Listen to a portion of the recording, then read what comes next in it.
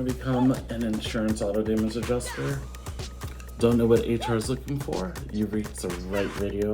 I'm going to go over everything you need to know to pass that interview and to stand out against the competition. Hi, my name is Mark. I am a licensed auto damage appraiser. On this channel, I'll give tips, tricks, and provide feedback for anybody looking to get into the auto damage industry, along with everything we should know for basic knowledge of insurance. Everything I mention on here is just a suggestion. These items work for me. I want to hear if they work for you. I also have a side hustle as a group fitness instructor, and I'm into affiliate marketing. So I'll document my journey as a brand new affiliate marketer and go over the life of having that side hustle. Please subscribe to this video so that it reaches the right audience. I can't wait, so let's get to it. So what is HR really looking for? Well, easy. They're looking for somebody with great customer service. Of course, with some basic car knowledge, so you have to be able to tell a bumper from a hood. But those things come with training, and insurance companies will train somebody with great customer service. If you can deliver an amazing experience, but your estimates are kind of subpar, they'll work with you till your estimates are right on point with everybody else. But they will not work with anybody that is lackluster, unenthusiastic, and doesn't want to really do their job of answering the phone. And believe me, working in this industry, I've seen plenty of adjusters not answer their phone, and let's just say they don't work for the company anymore. So another thing that you need to also be wary of is that you don't need to know insurance programs like CCC1, Mitchell, Autotech, those programs. If you are experiencing that, that's something you would want to showcase, but those things can be learned over time, and you might have to get licensed in your state, so you definitely want to check with your state to see if it requires a license to work, or if you're going to be working from home, are you going to need a license for the states that you're going to be covering? Those are questions that you would want to ask HR and take a look into, because if you have a criminal past, you can't get licensed. So you want to check with your state regulations and localities on that. So in the interview process, they're going to be asking you a range of questions. Believe me, they're going to all focus around customer service for the most part, especially if you are applying for a training position. They want to see, can you deliver that customer service? So I'm in a leadership role, and I know some of the questions that will be asked. For instance, the famous one, tell me a time in your career that you've had to deliver exceptional customer service for a customer that's something memorable. Or tell me a time where you had to deliver bad news to a customer. What did you deliver? How did they take it? What was the outcome? It's 100% okay to just say, let me take a pause to think about that, and then answer the question. Obviously, don't leave them hanging, but there's more respect when you take a pause, think, then speak, instead of just spouting out the first thing that comes to mind. You don't want to be someone rash. You want to be well thought, somebody that thinks, that shows that you take every question seriously. And the answer, you want to make sure that it's something that's obviously truthful and something that you'll be able to elaborate on for any potential follow-up questions. If you're looking for the answers to those, you're probably going to have to look at Reddit or Google for those. We could give our own perspective on when we delivered great customer service, and if you tell the truth, that's something that they look forward to. But they want to see your ability to deliver an experience that customers will remember, because as an insurance or even as a claimant, they would want that customer to be converted to a policyholder in the future, or retain that policyholder, that existing policyholder insured, and have them renew their policy again. Granted, the underwriting says yes. So that's something you want to research and make sure you take your time answering those questions with HR. Another question that they may have asked is, what experience do you have in the auto damage industry? This could apply for both trainees and experienced people. Trainees, you would just be honest and say what experience you have. Relate anything you can to it.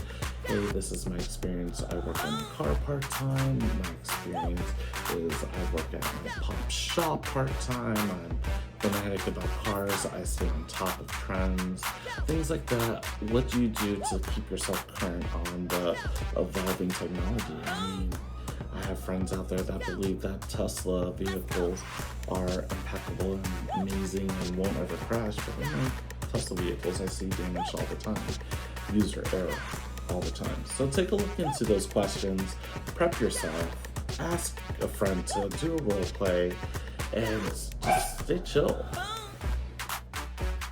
Another question that's going to be asked is kind of, how do you structure your day, organize your day, handle yourself under stress? It's a multi-level question. It can be asked a number of different ways, but it's going to be asked primarily to test, how do you handle a stressful situation? They may give you a scenario of maybe you're working from home and you have a web meeting at 5 minutes from now. You have a customer on the phone that is complaining about something, and your manager just asks you to follow up on a previous customer, and they need a response back in the next 3 minutes. What would you do to handle that situation? In regards to people in the field, we have what's called windshield time. That's the time in between appointments when you're just driving, where you may get a phone call from a customer and you answer it, just trying to answer yes or no, letting them know that you're driving. Half the time customers don't care. Believe me, it's the most annoying thing, and they all act surprised when I was in the field that I'm actually driving and I answer the phone on Bluetooth. And then you may have an appointment that you're heading to with literally no time to really go into their issue that they have until after the appointment. So management wants HR management leadership wants to look at how you will handle that situation. So first thing is, insurance is stressful, and auto damage, every day is different between body shops, enterprise, or whatever the rental company is. In addition to that, the customers, everybody thinks that you are doing nothing other than waiting for their phone call. So when you get that phone call, when you get that email, when you get that instant message, what are you doing to address those concerns? What can be done right now? What needs a follow-up? How are you going to organize that? So come up with your own game plan. For instance, my game plan, when I get everybody contacting me from all sides, because in my leadership role, I get calls from appraisers, the handling adjuster, other managers, other leaders. I have meetings all over the place. I talk about my use of the calendar tool, which is available on everybody's computer, in addition to just paper and pen. Some people may use an iPad. I write down everything I need for the day, and if something pops up, I write that down, and when it needs to be followed up by, if it's something that's due today, I write it down so I can cross it off my checklist. If it's something that needs a follow-up, I use my calendar app and I follow up on that day, setting a reminder. If it's something that needs my attention immediately, then I take a look at what I'm doing and see if I could break away from that, attend to it, and then come back to it. It's all realistic. There's going to be opportunities where you're able to handle it immediately, and sometimes you're going to have to tell the customer, body shop, whoever, that, hey, I'm going to have to handle what you need a little bit later, because what's in front of me is something I can't break away from to handle your situation, but it will be the very next thing I do. So you always want to show the other party that you are prioritizing what they need, but reminding them in the most professional way possible that you are still human and you are in the middle of something else, but you hear them.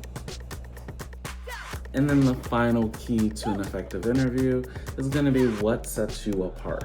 What makes you special than the 500 other applicants going for the same job? Because you could be going up against somebody with a ton of skill, a ton of background, and they may be the shoe-in for this position, and you're coming from sales and you're like, I have no auto damage experience. But what can set me apart that will make me with no auto damage experience better and more capable than somebody with that experience? So, for example, as a leader and when I got into my role, what made me special than other people, in my opinion, was my ability to kind of become a chameleon. I could just blend in with my background. So with those situations of different personalities, you need somebody that could handle that.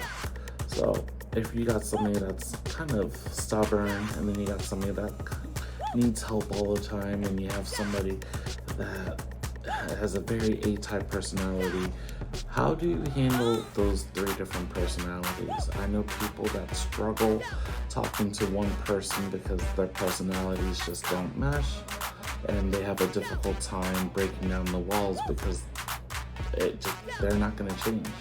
I understand my personality type, and I don't have an A-type personality. I'm more laid back, more chill. So when I talk to somebody that has an A-type personality, I let them lead the conversation, tell me what the situation is. I'll listen, and then I just provide advisory feedback on and let them make the decision. I may have people that are just headstrong and don't like the company or their position. They're always complaining about something. So I'll empathize with them and I'll say, yeah, I get that can be annoying at times. This is why we're doing it. For instance, hey, I could get calling a customer after every supplement can be frustrating, but just think about it like this. You call the customer up, tell them what's on the supplement, the changes that were made, prevents the call down the line when they look at their email and say, hey, what's the supplement for? So we're just tackling down any unwanted phone calls just by being a little proactive. The customer usually could appreciate it, and you can use a low-level explanation on the supplement than something a little bit higher in depth. And those people typically will understand, and they'll be like, I get it, it's annoying, but then they get it. So it's just getting that buy-in. And not being confrontational is another aspect of, for me, I don't find any value in fighting, arguing with any of my peers, any of my colleagues, anybody that rolls up under me. We're here to work. It's our work family. I don't want to get into that argument with them. Nobody does. But it sometimes happens in my company. I know that there's people that just don't mesh well. Fortunately, even with those people that are tough for personality, it's no problem. We're all here to do a job. We're all here to have fun if possible and make money. That's our goal. So I look for what drives them, and then I just cater to that, and then guide them and provide advisement what they want. It's understanding how people want to be spoken to. So those are my skills and what makes me stand out than somebody that's just barking orders. We don't want that. We want somebody that's gonna lead, somebody that people would want to follow. And that's my leadership style, and that's why people would follow me. So that's my example of what sets me apart for other leaders. I want to hear what sets you apart from other adjusters, other appraisers, because you always give great customer service. You work well with others. You have a positive demeanor. You have a grasp like it. You want to continue to learn, and you do research on the side of trends using all of the resources like iCar, things like that. Just talk about, sell yourself. What makes you great? What makes you a perfect fit? It could just be anything. Just own it. We all are different, and that's something that they want to see is passion from you. So use that. You'll get it. You'll get the job if you're genuine and you show enthusiasm. And if you don't get the job the first time, you were probably just knocked out because of some stupid technicality. But if you follow these ideas, you'll get the job with the insurance company. Maybe not the first choice, maybe the second choice. Being persistent, growing, getting out there, putting your name out there. People love people that follow up. So go on LinkedIn, find these recruiters, link up with them, find these companies, just putting your face out there. Make yourself unique, make yourself stand out. I guarantee you'll find more success ringing the bell and then staying in the corner and pouting. So summarizing everything, we want to make sure that we put ourselves out there, make ourselves unique, showcase why we are the perfect fit for this position, prep ourselves with the answers to possible questions that they're going to ask about customer service and time management and stress scenarios. Look it up on Reddit. There's many different questions that different insurance companies ask, and there's always somebody posting something. I would look at that as a great resource on kind of vetting and preparing yourself with the potential scenario questions that they might ask, in addition to being prepared for the interview, knowing what you want to say, and if you're unsure of the answer, you take that moment to pause, think about it, then answer, or even ask a follow-up question. Can you explain that? I know one thing is that I am more receptive to a candidate that is going to ask me a question because they don't understand the initial question and they want me to elaborate, meaning that they want to take the time to make sure they answer this correctly. Something to think about. In the meantime, I want to make sure this video reaches the right crowd. If you find any value in it, even if it's for one question, one thing, or if you have more suggestions, more questions, I want you to comment those, ask them, put something out there so that we can all take a look and grow. If there's any other topics you want me to go more in depth, I definitely want to hear from you. If you have any suggestions for me, good or bad, I'll take them all. I'm here growing my brand. I want to be able to help people get into the insurance industry. I think auto damage is an amazing field with something different, with so many different possibilities. And if you don't want to miss any more updates, please subscribe to my channel, share it with a friend. If you haven't already, take a look at my link for my website, www.bishfinance.com. On that, I blog certain things related to insurance. You can subscribe to my blogs, my newsletters, things that work for me with insurance. And don't forget, this channel is more than just insurance. I'll touch base on group fitness and my affiliate marketing that I've been working alongside. And until then, I'm that insurance bish. I'll see you guys on the next video. Peace.